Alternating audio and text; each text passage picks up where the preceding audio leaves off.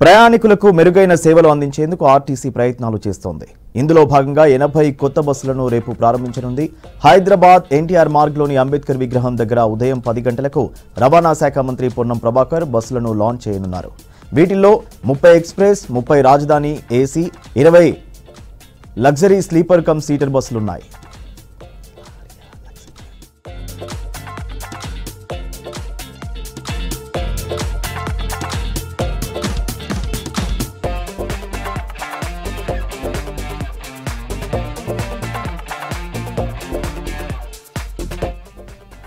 మహాలక్ష్మి పథకంతో బస్సుల్లో రద్దీ పెరగడంతో కొత్త బస్సులు కొనుగోలు చేస్తున్నట్లు టీఎస్ఆర్టీసీ తెలిపింది.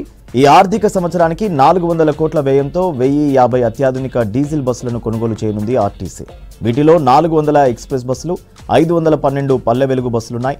అలాగే 92 లహరీ స్లీపర్ కమ్ సీటర్, 56 ఏసీ బస్సులు కొత్తగా రానున్నాయి. ఈ బస్సులన్నీ విడతల వారీగా 2024 మార్చి నాటికి అందుబాటులోకి రానున్నాయి.